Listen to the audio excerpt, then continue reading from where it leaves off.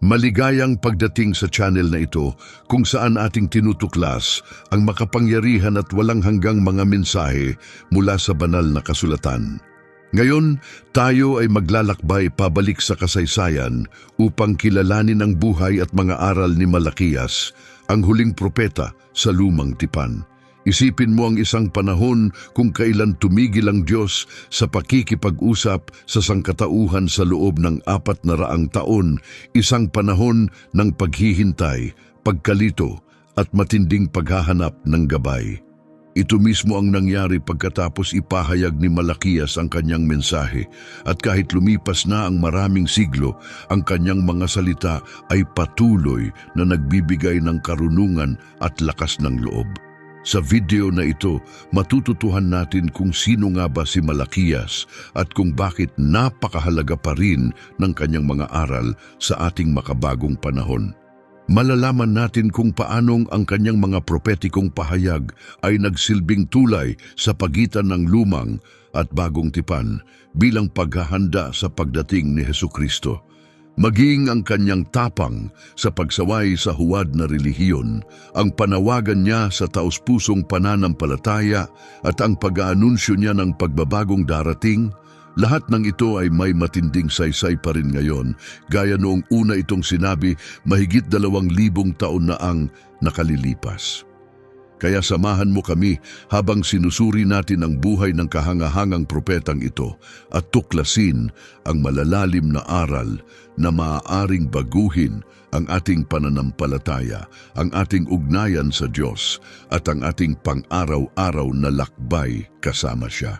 Bago tayo magsimula, nais kitang hikayatin na mag-subscribe sa channel na ito. Kapag nag-subscribe ka, makakatanggap ka ng abiso tungkol sa lahat ng aming bagong video na tumatalakay sa mga pinakakaakit-akit na kwento at aral mula sa banal na kasulatan. Kung nagustuhan mo ang iyong narinig ngayon, pakipindot ang like button, ibahagi ang iyong saloobin o tanong sa comment section at huwag kalimutang ipadala ang video na ito sa iyong simbahan, mga kamag-anak at mga kaibigan. Ang iyong pakikilahok ay tumutulong sa pagpapalaganap ng walang hanggang katotohanan ng salita ng Diyos sa mas marami pang tao. Isipin mo ang isang mundo kung saan nanahimik ang Diyos sa loob ng 400 taon. Isang mundong ang mga tagasunod niya ay namumuhay sa palagiang pag-aabang, pag-aalinlangan at pagkalito. Hindi ito katang-isip na bangungot.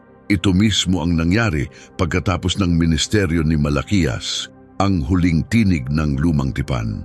Ngunit sino nga ba si Malakias, ang misteryosong taong ang mga aral ay umaabot pa rin sa atin hanggang ngayon? Maligayang pagdating sa kapanapanabik na kwento ni Malakias, isang propetang ang mga pahayag ay naging ugnayan sa pagitan ng lumang at bagong tipan. Ang kanyang pangalan ay nangangahulugang aking mensahero, at tama nga, si Malakias ang naghatid ng huling mensahe ng Diyos bago ang mahabang panahon ng katahimikan. Balikan natin ang panahong nasa 430 taon bago ipanganak si Kristo.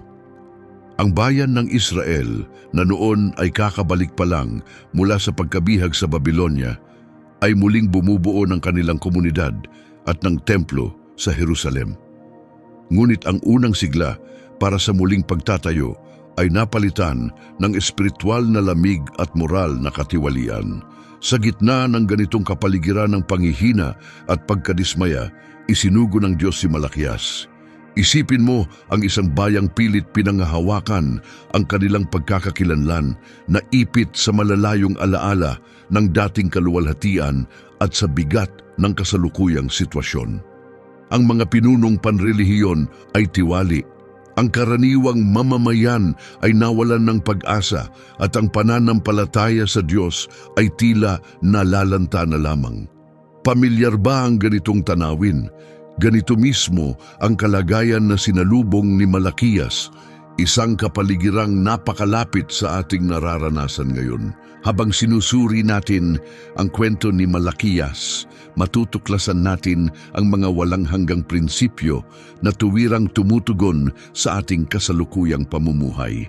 Makikita natin kung paanong ang kanyang matapang na paninindigan laban sa huwad na pananampalataya, ang panawagan niya sa tapat na debosyon at ang pangako niya ng pagbabagong darating ay may bigat pa rin sa ngayon gaya noong unang panahon. Ihanda mo ang iyong sarili upang maunawaan kung bakit ang maikling aklat na ito ay napakabigat ng nilalaman at kung paanong ang kanyang mga salita ay naghanda sa pinakamahalagang kwento sa kasaysayan, ang pagdating ni Hesukristo. Ito ay hindi basta kasaysayan lamang mula sa nakaraan. Isa itong buhay na mensahe na kayang baguhin ang iyong pananampalataya, ang iyong ugnayan sa Diyos at ang iyong papel sa kanyang patuloy na layunin. Sa makulay na hibla ng kasaysayang biblikal, madalas tayong makabasa ng mga kwento tungkol sa nagniningas na mga palumpong, mga pangitain mula sa langit at mga tinig na naririnig. Ngunit sa kwento ni Malakiyas, mayroong kakaiba. Isang bagay na marahil ay mas madaling maiugnay sa ating sariling karanasan. Ang pagtawag kay Malakiyas ay hindi sinabayan ng mga kamangha-manghang himala. Sa halip, ito ay isang tugon sa isang kagyat na pangangailangan, isang hakbang ng Diyos para sa isang bayang lumihis na sa tamang landas. Nakita ng Diyos ang paghina ng espiritual na buhay ng kanyang mga tao at sa kanyang ganap na pagkaunawa, pinili niyang gamitin si Malakiyas bilang kanyang tagapagsalita. Isipin mo, isang karaniwang lalaki, marahil ay bata pa at hindi kapansin-pansin sa anyo. Biglang may dalang mensaheng yayanig sa buong Israel. Hindi si Malakiyas ang naghanap ng tungkuling ito. Ang Diyos ang tumawag sa kanya. Sa isang panahon kung kailan bihira na ang tunay na propeta at tila malayo ang tinig ng Diyos, si Malakiyas ay sadyang pinili upang tapusin ang katahimikan. Ang aklat na ipinangalan sa kanya ay hindi nagbigay ng detalye tungkol sa kanyang personal na buhay o ang eksaktong panahon ng kanyang pagkatawag. Ngunit ang kawalan ng impormasyong ito ay may layunin. Tinututok nito ang ating pansin sa mensahe, hindi sa taong nagsasalita. Ipinapakita nito na kayang gamitin ng Diyos ang sinumang tao, anuman ang kanyang pinanggalingan o kalagayan, upang maisakatuparan ang kanyang layunin. Ang pagtawag kay Malakiyas ay hindi lang basta pagsasalita. Isa itong pakikitungo sa katotohanan. Binigyan siya ng Diyos ng mabigat na tungkulin ang ipakita sa Israel ang kanilang pagkakamali at hamunin ang kanilang mababaw na pananampalataya. Isipin mo ang bigat ng responsibilidad na ito. Tumayo mag-isa laban sa agos ng isang tiwaling lipunan at pananampalataya. Tangan lamang ang matibay na paniniwala na ang mensahe ng Diyos ay kailangang ipahayag. Ngunit ang mga salita ni Malakiyas ay hindi puro kaparusahan. Nasa gitna ng kanyang matitinding babala ang isang katiyakan ng pag-asa, isang pangako ng panibagong simula para sa sinumang babalik sa Diyos. Ang kanyang tungkulin ay maging tulay, nag-uugnay sa mga nakaraang pakikitungo ng Diyos sa Israel at sa mga plano niya para sa hinaharap. Habang itinuturo ang atensyon sa nalalapit na panahon kung kailan ang Panginoon mismo ay darating sa kanyang bayan. Sa maraming paraan, ang pagtawag kay Malakiyas ay may pagkakahawig sa ating kalagayan ngayon. Nabubuhay rin tayo sa isang panahon ng spiritual na pagkamanhid, kung saan ang tunay na pananampalataya ay madalas napapalitan ng mga seremonyang walang saysay. Gaya ni Malakiyas, tinatawag din tayo upang ipahayag ang katotohanan, questionin ang pagiging kontento sa kasalukuyan, at takayin ang iba patungo sa pag-asa na tanging sa Diyos lamang matatagpuan. Ang mga propetikong salita ni Malakias ay tumagos sa ulap ng mababaw na relihiyon gaya ng isang sinag ng liwanag. Tinatalakay ang mga bagay na hanggang ngayon ay naririnig pa rin sa ating mga lugar ng pagsamba at sa loob ng ating mga puso. Ang kanyang mga pahayag, bagamat isinulat libu-libong taon na ang nakalilipas, ay may kahangahangang kabuluhan sa ating mga espiritual na hamon ngayon.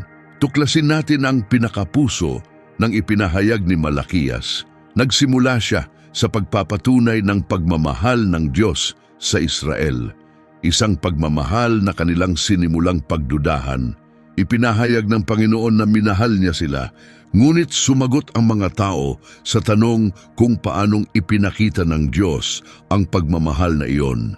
Ang pambihirang usapang ito ay nagpapakita ng isang bayang naging manhid sa pag-aalaga ng Diyos sa kanila. Gaano kadalas din nating hindi napapansin ang mga ebidensya ng pagmamahal ng Diyos sa ating pang-araw-araw na buhay. Pagkatapos ay itinutuon ni Malakias ang kanyang atensyon sa mga pinunong panrelihiyon. Ibinubunyag ang kanilang tiwaling gawain at malamig na pagsamba.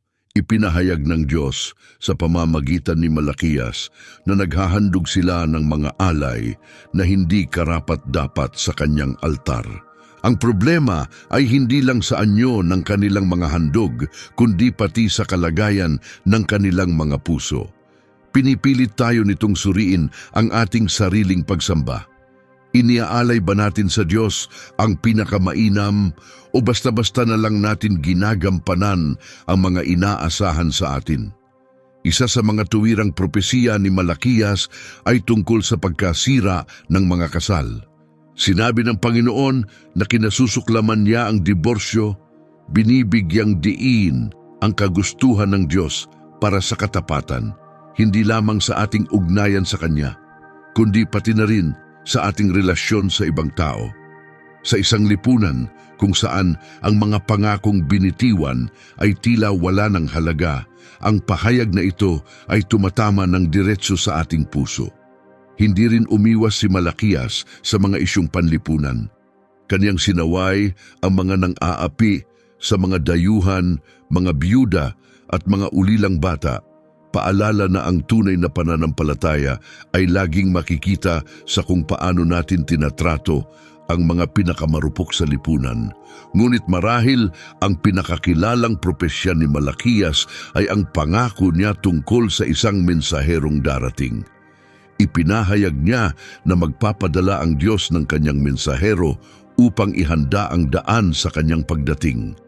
Ang propetikong salitang ito ay natupad sa pamamagitan ni Juan Bautista na siyang naghanda ng lahat para sa pagdating ni Hesukristo. Nagtatapos ang bahaging ito sa isang matinding larawan ng araw ng pagbabalik ng Panginoon. Isang sandali kung kailan ang mga gumagawa ng kasamaan ay haharap sa hatol, habang ang mga matuwid ay mapapatunayang totoo. Ngunit kahit dito, may sinag pa rin ng pag-asa. Ipininta ni Malakias ang larawan ng araw ng katuwiran na sumisikat na may taglay na kagalingan sa kanyang mga sinag, sumasagisag sa ganap na pagpapanibago at kagalingan na kalaunan ay matatagpuan kay Kristo. Ang mga propetikong pahayag na ito ay hindi lamang mga salita mula sa sinaunang panahon. Sila ay tulad ng salamin na nagpapakita ng ating kaloob-looban, nagtutulak sa atin na suriin ang lalim ng ating debosyon sa Diyos, ang katapatan ng ating pagsamba, ang tapat nating pakikitungo sa ating kapwa at ang pagmamahal natin sa mga nasa paligid natin. Ang mensahe ni Malakias ay humahamon sa atin na yakapin ang isang pananampalatayang lampas sa panlabas na anyo, isang pananampalatayang nagbabago sa ating pagkatao at lumilikha ng tunay na pagbabago sa mundong ating ginagalawan. Isipin mo ang isang bansang pinili ng Diyos, iniligtas mula sa pagkaalipin, binigyan ng mga banal na utos at pinalad na magkaroon ng mga propeta at pinuno. Ngayon, isipin mong ang parehong bansang ito, makalipas ang maraming henerasyon, ay nagsasagawa na lamang ng mga panrelihiyosong gawain ng walang tunay na sigasig o katapatan. Ito ang Israel na kinakausap ni Malakias, isang bayang dumaranas ng matinding espiritual na pagkabulok. Ang siglang kanilang naramdaman noong sila'y bumalik mula sa pagkabihag sa Babylonia at muling itinayo ang banal na templo ay unti-unting nawala, napalitan ng lumalalim na kawalang interes. Ang pagbagsak na ito ay hindi biglaang nangyari, kundi unti-unting pagbagsak tungo sa pagiging karaniwan, isang pattern na labis nating kinikilala sa ating sariling buhay espiritual. Suriin natin ang mga palatandaan ng pagkabulok na ito. Ang mga pinunong panrelihiyon na dapat ay gumagabay sa mga tao sa pananampalataya ay naghahandog ng mga alay na may kapintasan sa Diyos, na para bang sapat na ang kahit anong maiabot sa makapangyarihan. Ang ganitong pag-iisip ay madali nating nakikilala. Gaano kadalas din ba tayong nag-aalay sa Diyos ng kung anong natitira sa halip na ang pinakamainam? Ang kasal na isang banal na kasunduan na sumasalamin sa katapatan ng Diyos sa kanyang bayan ay hindi na iginagalang. Laganap ang pagwasak ng kasal, iniiwan ng mga lalaki ang kanilang mga asawa upang sumama sa mas bata, winawasak ang kabanalan ng ugnayan sa Diyos at sa isa't isa. Ang pagbibigay ng ikasampu na nilayon upang tustusan ang templo at ang mga lingkod doon ay kinalimutan. Parang ninanakawan nila ang Diyos sa pamamagitan ng pag-aaring pansarili ng kung ano ang para sa Kanya. Ipinapakita nito ang suliranin sa kanilang mga puso, ang kakulangan sa pagtitiwala sa pag-aalaga ng Diyos at ang kawalan ng hangaring parangalan siya sa kanilang pag-aari. Marahil ang pinakamalinaw na palatandaan ng kanilang paglayo ay ang kanilang pag-uugali sa Diyos. Kapag kinukwestiyon sila tungkol sa kanilang mga kasalanan, ang sagot nila ay kung paanong sila'y nagkamali. Isa itong uri ng pananalita ng mga pusong bulag sa espiritual, mga pusong masyado nang lumayo sa Diyos na hindi na nila nakikita ang kanilang sariling pagkukulang. Hindi ito bigla ang pagbagsak. Ito ay bunga ng maliliit na kompromiso, ng pagpili sa madali kaysa sa tama, ng pagpapalampas sa mga hamon ng buhay, na siyang unti-unting naglalayo sa atin sa ating debosyon sa Diyos. Isa itong babala para sa ating panahon kung gaano rin kadali sa atin na tuluyang mapasok sa isang pananampalatayang wala ng buhay. Ngunit kahit sa ganitong kalunos-lunos na larawan, may dahilan pa rin upang umasa. Hindi iniwan ng Diyos ang Israel. Ang mismong katotohanang isinugo niya si Malakias ay nagpapakita ng kanyang patuloy na katapatan sa kanyang bayan. Tinatawag niya silang magbalik loob, inaalok sila ng panibagong simula at pagbabago. Ang espiritual na pagbagsak na ito ang naging pundasyon ng makapangyarihang mensaheng dala ni Malakias, ang panawagan na bumalik at umuwi sa Diyos. Isa itong paalala na gaano man tayo nalayo, patuloy tayong tinatawag ng Diyos pabalik sa Kanya. Sa gitna ng espiritual na kadiliman, ang mensahe ni Malakias ay nagniningning sa katiyakan ng pagbabago. Parang sinasabi ng Diyos na hindi pa dito nagtatapos ang kwento. Kahit na itinutuwid niya ang pagkakamali ng Israel, binibigyan pa rin niya sila ng pag-asa para sa mas maliwanag na bukas. Isa sa mga pinakamatitinding pangako ay matatagpuan sa 2 kabanata, 7 talata, kung saan sinasabi ng Diyos na kung sila'y babalik sa Kanya, siya rin ay babalik sa kanila. Ito ay isang tuwirang paanyaya na puno ng kahulugan. Hindi humihiling ang Diyos ng pagiging perpekto. Hinahanap niya ang ugnayan.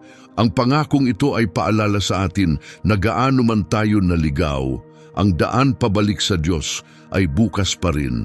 Nagsalita rin si Malakias ng may propesiya tungkol sa pagdating ng mensahero ng kasunduan. Nalilinisin ang mga Levita at gagawing dalisay tulad ng ginto at pilak ayon sa 2 kabanata, 3 talata. Hindi ito limitado sa paglilinis ng mga pari. Isa itong pangako ng panloob na pagbabago na tumutukoy sa gawaing pagbabagong dulot ng banal na espiritu sa buhay ng mga mananampalataya.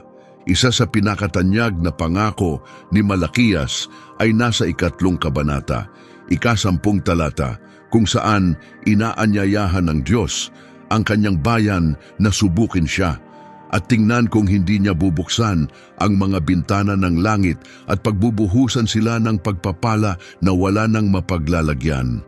Ang pangakong ito ay hindi lang tungkol sa material na bagay. Ito ay tumutukoy sa saganang pagpapalang espiritual na bunga ng isang buhay na lubos na nakatuon sa Diyos. Ang mga biyayang binanggit ni Malakias ay higit pa sa kasaganaan sa ari-arian. Sila'y sumasaklaw sa mas malalim na kayamanang espiritual. Sa 4 na kabanata, 2 talata, tumutukoy siya sa isang darating na panahon kung kailan sisikat ang araw ng katuwiran na may kagalingan sa kanyang mga sinag. Ang makapangyarihang larawan na ito ay tahasang tumutukoy sa pagdating ng ipinangakong tagapagligtas, si Hesukristo, na magdadala ng kagalingan at pagbabago, hindi lamang sa Israel, kundi sa buong sangkatauhan. Nagtatapos ang propeta sa isang pangako na ipadadala ng Diyos si Elias bago dumating ang kahanga-hanga at nakatatakot na araw ng Panginoon, ayon sa 4 na kabanata, 5 talata. Ang propesiyang ito ay natupad sa pamamagitan ni Juan Bautista, na siyang naging mahalagang tulay sa pagitan ng lumang at bagong tipan, nagpapatunay na ang plano ng Diyos sa pagliligtas ay patuloy na umuusad. Ang mga pangakong ito ng pagbabago ay hindi lamang para sa Israel noon. Umaabot ang mga ito hanggang sa ating kasalukuyan, paalala na patuloy na kumikilos ang Diyos upang gawin ang lahat na bago. Gaano man tayo wasak o naligaw, nag-aalok ang Diyos ng pag-asa. Nangangako siya na sasalubungin niya tayo kung nasaan man tayo, lilinisin tayo, pagbubuhusan ng pagpapala at pagagalingin. Sa isang mundong madalas ay puno ng dilim at pagkakawatak-watak, ang mga pangakong ito mula kay Malakias ay nagniningning bilang mga ilaw ng pag-asa. Paalala na ang ating Diyos ay Diyos ng 2 pagkakataon, bagong simula at ganap na pagbabago. Inaanyayahan tayo ng mga ito na makibahagi sa patuloy na kwento ng pagliligtas at pagbabagong iniaalok ng Diyos. Ang pangalang Malakias ay may malalim na kahulugan. Hindi ito basta isang pangalan lamang, isa itong pahayag ng layunin, isang makalangit na pagtatalaga na binubuo ng 2 simpleng salita, aking mensahero.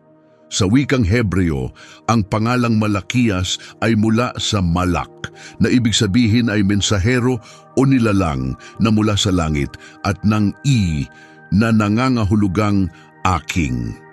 Kaya tuwing binabanggit natin ang pangalang Malakias, ang tunay nating sinasabi ay aking mensahero o aking sugo mula sa langit.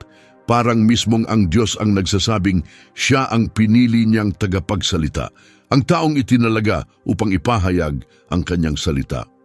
Nakakatuwang malaman na may mga iskolar na nag-uusap kung ang Malakias ba ay tunay na pangalan ng propeta o isang titulo lamang na nagpapakita ng kanyang papel. Alin man sa dalawa, ang kahulugan ay nananatiling malalim. Maaaring ito ang ibinigay sa kanya noong siya'y isinilang o maaaring ito ay pangalan na nakuha niya habang tinutupad ang kanyang tungkulin. Ngunit sa bawat pagkakataong magsalita si Malakias, ang pangalan niyang ito ay paalala sa kanya at sa lahat ng kanyang banal na pagkatawag.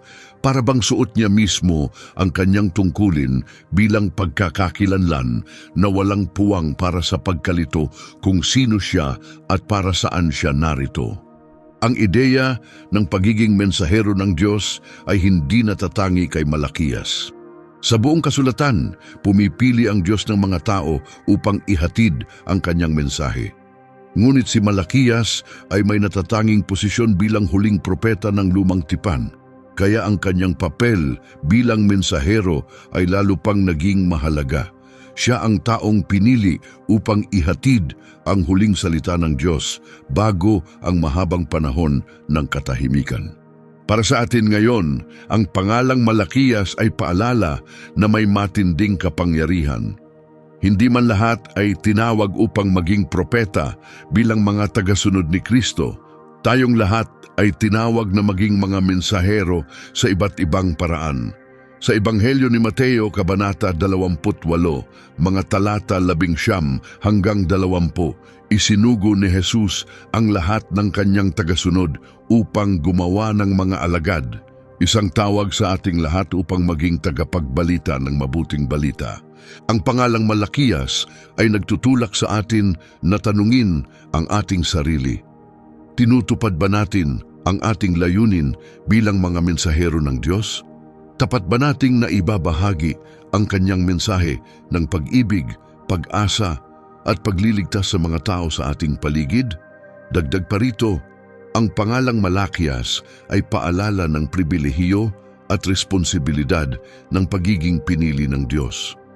Gaya ng pagpili kay Malakiyas upang ipahayag ang kanyang salita sa Israel, pinili rin tayo upang katawanin si Kristo sa mundong ito. Gaya ng isinulat ni Pedro sa kanyang unang liham, Kabanata 2, talata 9, tayo ay isang lahing pinili, maharlikang mga pari, isang banal na bansa, pag-aari ng Diyos na tinawag upang ipahayag ang kagalingan ng kanyang kadakilaan. Siya na tumawag sa atin mula sa kadiliman tungo sa kanyang kamangha-manghang liwanag. Sa makatuwid, ang pangalang Malakiyas ay higit pa sa pagtukoy sa isang propetang nabuhay noong matagal ng panahon.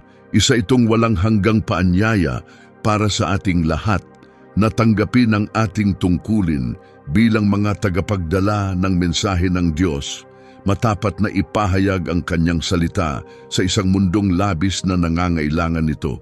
Ang impluensya at pamana ni Malakiyas ay hindi natapos sa kanyang panahon. Patuloy itong umaalingaw-ngaw sa bawat henerasyon at humuhubog sa ating pag-unawa sa pananampalataya, propesiya at ugnayan ng Diyos sa kanyang mga tagasunod. Malaki ang agarang epekto ng mga pahayag ni Malakiyas. Ang kanyang mga salita ay yumanig sa pagiging kontento ng Israel matapos ang kanilang pagkabihag. Tinawag silang magbalik sa tunay na pananampalataya at tamang pagsamba. Hinarap niya ang malalalim na ugat ng problema, tiwaling mga pinunong panrelihiyon, hindi taus-pusong mga handog at pang-aabuso sa mga mahihina. Ang kanyang matapang na mensahe ay patuloy na umahamon at nagbibigay inspirasyon sa atin hanggang ngayon. Ang mga pagtutuwid ni Malakiyas ay nagdulot ng panibagong pansin sa mga aral ni Moises at sa kasunduang ugnayan sa Diyos. Subalit, ang kanyang pinakatatanging pamana ay makikita sa kanyang posisyon bilang huling propeta ng lumang tipan. Ang aklat ni Malakiyas ay nagsisilbing mahalagang tulay sa pagitan ng lumang at bagong tipan, isang pangunahing bahagi sa kwento ng pagliligtas ng Diyos. Ang 400 taon ng katahimikang propetiko pagkatapos ng ministeryo ni Malakiyas ay lalo lamang nagpaigting sa pananabik para sa katuparan ng kanyang mga propesiya. Isa sa mga pinakamatibay na bahagi ng kanyang naiwan ay ang propesiya tungkol sa paparating na mensaherong maghahanda ng daan para sa Panginoon. Ang propetikong salitang ito ay natupad kay Juan Bautista ayon mismo kay Jesus sa Ebanghelyo ni Mateo, Kabanata 11, talata 10. Ang mga salita ni Malakiyas ay bumubuo ng tuwid na linya mula sa pamana ng mga propeta ng lumang tipan hanggang sa salaysay ng bagong tipan tungkol kay Hesukristo. May malaki ring epekto si Malakiyas sa mga kaugaliang panrelihiyon ng mga Hudyo. Ang kanyang matapang na pagpuna sa mga hindi karapat-dapat na handog at ang kanyang pagbibigay diin sa tamang pagbibigay ay nakaimpluwensya sa pagsamba at pagsunod sa relihiyon ng maraming salinlahi. Hanggang ngayon, binabasa pa rin ang ilang bahagi ng Malakiyas sa mga bahay-sambahan ng mga Hudyo tuwing espesyal na pagdiriwang. Sa pananampalatayang Kristiyano, ang mga propesiya ni Malakiyas ay may mahalagang kahulugan. Ang kanyang mga salita tungkol sa pagsikat ng araw ng katuwiran na may kagalingan sa kanyang mga sinag sa ika-4 na kabanata, 2 talata, ay madalas ituring na propesiya tungkol sa Mesiyas kay Jesus. Ang kanyang pangako tungkol sa pagbabalik ni Elias bago ang araw ng Panginoon sa ika-4 na kabanata, talata 5 at 6, ay tinuturing na natupad sa pamamagitan ng ministeryo ni Juan Bautista. Ang pamana ni Malakiyas ay patuloy ding buhay sa kanyang walang humpay na panawagan para sa makatarungang pakikitungo sa lipunan at katapatan sa pagsamba. Ang kanyang puna laban sa mga umaabuso, sa mga manggagawa, mga byuda at mga ulilang bata na nasa 3 kabanata, 5 talata, ay patuloy na nagtutulak sa mga mananampalataya na ipakita ang kanilang pananampalataya sa pamamagitan ng konkretong mga gawa. Ngunit marahil ang pinakamakabuluhang pangako ni Malakiyas ay ang tungkol sa hindi nagbabagong pag-ibig ng Diyos, kung saan sinabi ng Panginoon na hindi siya nagbabago. Sa 3 kabanata, 6 na talata, isang pangakong nagbigay kapayapaan sa mga mananampalataya sa lahat ng panahon. Sa mundong patuloy na nagbabago, itinuturo tayo ni Malakiyas sa katangian ng Diyos na tapat at sa kanyang walang hanggang pag-ibig. Ngayon, ang iniwang pamana ni Malakiyas ay umaanyaya sa atin na mamuhay ng may katapatan sa pananampalataya, katapatan sa pagsamba, at pananabik sa katuparan ng mga pangako ng Diyos. Ipinapaalala ng kanyang mga pahayag na ang Diyos ay patuloy na kumikilos, patuloy na tinatawag ang kanyang bayan pabalik sa kanya, at patuloy na nangangakong magdadala ng pagbabago at panibagong simula. Bagamat si Malakiyas ang huling propeta ng Lumang Tipan, patuloy ang kanyang impluwensiya. Itinutulak tayo ng kanyang pamana na mamuhay ng may parehong tapang, paninindigan sa katotohanan at pagtitiwala sa mga pangako ng Diyos, gaya ng ipinakita niya noon pa mang sinaunang panahon. Ang mga propesiya ni Malakiyas ay mahalagang tulay sa pagitan ng lumang at bagong tipan, na marami sa kanyang mga pahayag ay tuwirang natupad o inulit sa bagong tipan. Ipinapakita ng mga ugnayang ito ang walang putol na disenyo ng Diyos at ang propetikong pangunawa na ibinigay kay Malakiyas. Halimbawa, sa 3 kabanata, 1 talata, propetikong ipinahayag niya na magpapadala ang Diyos ng kanyang mensahero upang ihanda ang daan sa kanyang harapan. Ang pahayag na ito ay tuwirang iniuugnay kay Juan Bautista sa mga ebanghelyo.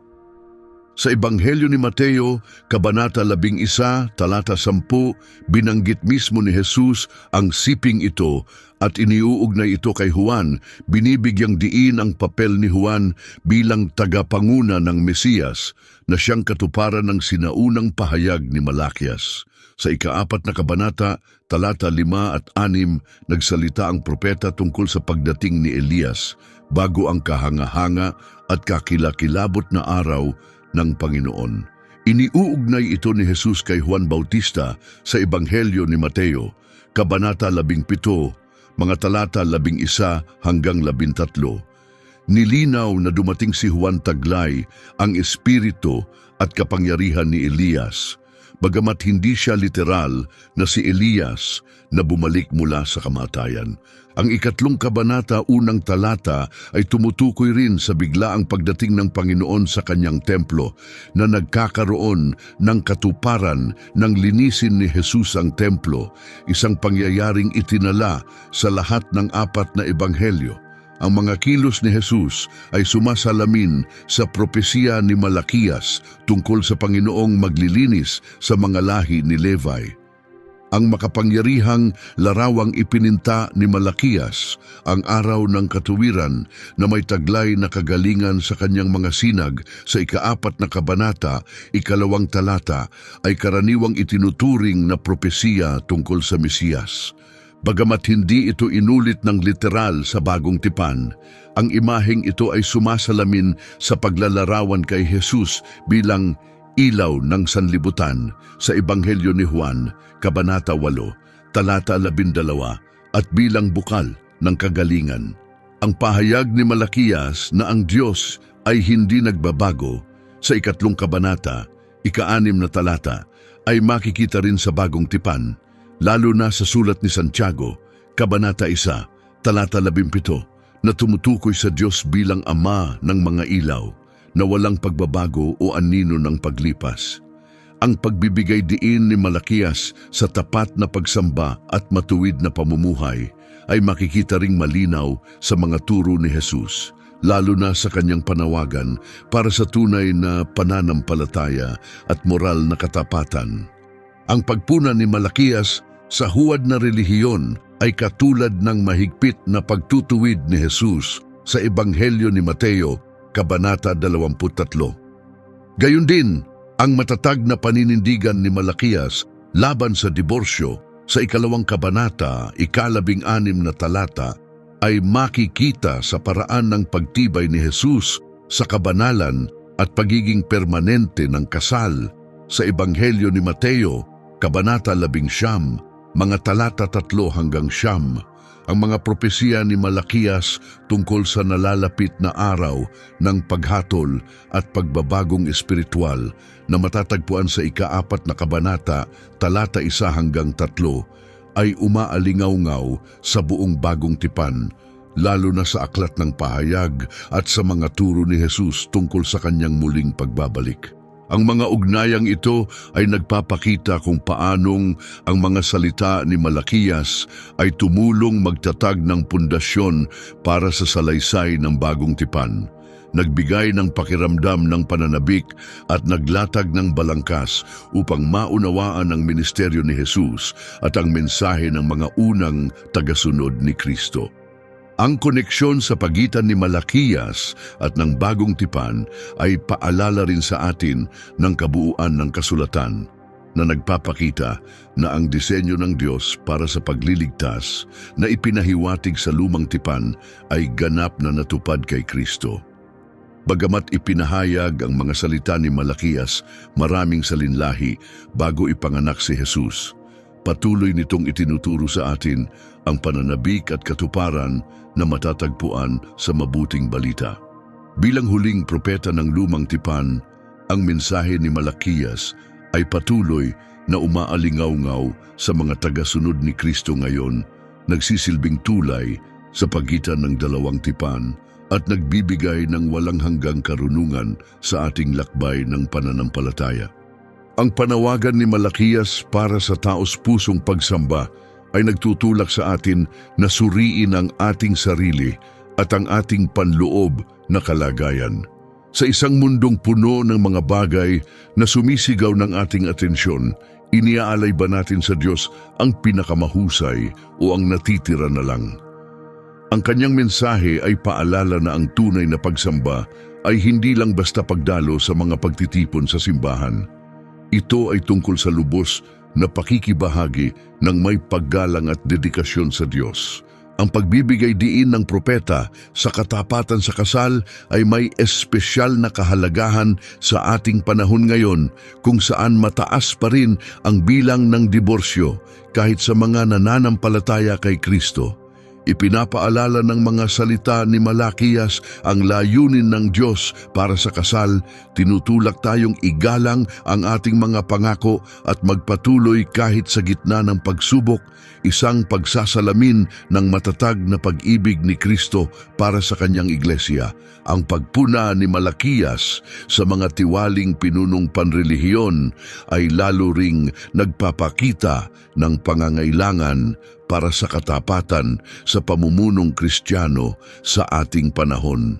Ito ay panawagan sa mga pastor, matatanda sa simbahan at sinumang may posisyong spiritual na mamuno ng may kababaan ng loob, pagiging bukas at tunay na debosyon sa Diyos. Ang kanyang mensahe tungkol sa pagbibigay ng ikasampu at pagkakawang gawa ay mahalaga pa rin sa ating kulturang nakatuon sa pag-aari. Tinutulak tayo ni Malakias na magtiwala sa Diyos pagdating sa ating pera at magbigay ng may kagalakan na nauunawaang hindi natin matatalo ang Diyos sa pagiging mapagbigay.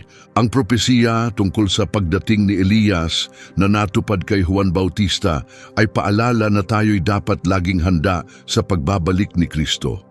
Ito'y nagtutulak sa ating mamuhay na may pakiramdam ng agarang misyon, ipahayag ang mabuting balita at ayusin ang mga nasirang ugnayan habang hinihintay natin ang araw ng Panginoon.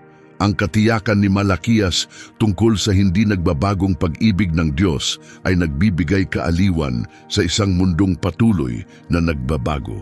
Sa kabila ng ating mga pagkukulang, ang pag-ibig ng Diyos ay nananatiling tapat, laging bukas para sa mas malalim na ugnayan sa Kanya. Sa pagtatapos ng ating paglalakbay sa aklat ni Malakias, umaalis tayo na may mas malalim na pagkaunawa sa walang hanggang pagmamahal ng Diyos at sa Kanyang panawagan tungo sa tunay na pananampalataya. Ang huling propetikong tinig ng Lumang Tipan ay umaalingaw-ngaw sa mga panahon, tuwirang nakikipag-usap sa ating mga puso sa kasalukuyan. Si Malakias ay patunay ng hindi nagbabagong katapatan ng Diyos sa Kanyang bayan. Sa kabila ng kanilang pagkakamali, hindi niya sila iniwan. Sa halip, isinugo niya si Malakias upang tawagin silang bumalik sa tunay na pagsamba at matuwid na pamumuhay. Ang parehong Diyos na ito ay inaabot ang Kanyang pag-ibig sa atin ngayon, patuloy tayong hinihila palapit sa Kanya. Ang mga pahayag ng propeta ay nagsisilbing salamin, nagtutulak sa atin na suriin ang ating sariling buhay at pananampalataya. Iniaalay ba natin sa Diyos ang pinakamahusay sa atin? Tinutupad ba natin ang ating mga pangako? Namumuhay ba tayo ng may katapatan? Ang mga tanong na ito na unang binigkas maraming henerasyon na ang nakalilipas ay nananatiling kapaki-pakinabang sa ating buhay Kristiyano ngayon. Ang mga propesiya ni Malakias ay nagtuturo rin sa hinaharap, paalala na tayo'y nabubuhay sa pagitan ng mga bagay na naisakatuparan na ng Diyos at ng mga gagawin pa niya. Tinatawag tayong mamuhay ng may katapatan sa panahon ng paghihintay na ito, may pananabik sa pagbabalik ni Kristo. Sa pagtatapos ng Lumang Tipan sa pamamagitan ni Malakias, tayo ay nasa perpektong posisyon upang simulan ang bagong tipan. Nakahanda na ang lahat para sa pagdating ni Juan Bautista at ni Jesucristo, ang katuparan ng mga propesiya ni Malakias at ang simula ng bagong yugto sa plano ng Diyos para sa kaligtasan. Ang mensahe ni Malakias ang tumulay sa pagitan ng lumang at bagong tipan, sa pagitan ng sinaunang Israel at ng makabagong iglesia. Ipinapaalala nito na kahit magbago ang mga lipunan at panahon, ang katangian ng Diyos at ang Kanyang mga inaasahan para sa Kanyang bayan ay nananatili. Hayaang hikayatin tayo ng mga salita ni Malakias na baguhin at pagtibayin ang ating dedikasyon sa Diyos. Naway ialay natin sa Kanya ang taos-pusong pagsamba, ipakita ang tapat na pag-ibig sa ating kapwa, mamuhay ng may katapatan, magbigay ng bukal sa loob at umasa sa pagbabalik ni Kristo ng may pananabik at pag-asa. Sa paggawa nito, binibigyan natin ng parangal ang mga walang hanggang prinsipyong ipinahayag ng huling propeta ng Lumang Tipan at dinadala ang kanyang pamana sa ating kasalukuyan at hinaharap. Habang tayo'y sumusulong mula sa paglalakbay na ito, dalhin nawa natin ang mensahe ni Malakias sa ating mga puso. Naway baguhin nito ang ating ugnayan sa Diyos, hubugin ang ating pakikitungo sa kapwa, at ituwid ang ating pananaw sa buhay. Dahil sa loob ng mga pahayag ng propetang ito mula sa sinaunang panahon, natatagpuan natin ang walang hanggang karunungan para sa pagpapahayag ng ating pananampalataya sa makabagong mundo. Sa pagtatapos ng ating pag-aaral sa buhay at mga turo ni Malakias, naaalala natin ang napakalaking impluensya ng iisang tinig kahit sa panahon ng katahimikan. Ang mga salita ni Malakias, bagamat ipinahayag noong unang panahon, ay patuloy na umaalingaw-ngaw sa ating panahon ngayon. Tinatawag tayo tungo sa mas malalim, mas tunay na pananampalataya. Ang kanyang mensahe ang nagsisilbing tulay sa pagitan ng lumang at bagong tipan, paalala na ang plano ng Diyos ay patuloy na kumikilos kahit hindi agad ito nakikita. Tinutulak tayo ni Malakias na suriin ang ating pagsamba, ang ating mga ugnayan at ang ating dedikasyon sa pagpapahayag ng katotohanan ng Diyos sa ating araw-araw na pamumuhay. Ipinapaalala niya sa atin na ang pag-ibig ng Diyos ay hindi kailanman nagbabago, ang kanyang mga pangako ay maaasahan, at ang kanyang pananabik sa ating puso ay hindi kumukupas. Habang tayo'y nagpapatuloy sa ating espiritual na paglalakbay, yakapin natin ng buong puso ang mensahe ni Malakias at sikaping mamuhay na may parehong tapang, katapatan at pananabik na ipinahayag niya. Kung ang video na ito ay nakaantig sa iyo, inaanyayahan kitang mag-subscribe sa channel na ito upang hindi mo makaligtaan ang susunod naming pagtalakay sa mga pinakakapanapanabik na kwento sa banal na kasulatan. Huwag kalimutang i-like ang video na ito, ibahagi ang iyong mga saloobin sa comment section at ipasa ang mensaheng ito sa iyong simbahan, mga kaanak at mga kaibigan. Sama-sama tayong patuloy na lumalim sa pag-unawa sa salita ng Diyos at lalong mapalapit sa Kanya bawat araw. Maraming salamat sa iyong presensya at naway pagpalain ka ng Diyos ng sagana habang isinasabuhay mo ang iyong pananampalataya sa araw-araw.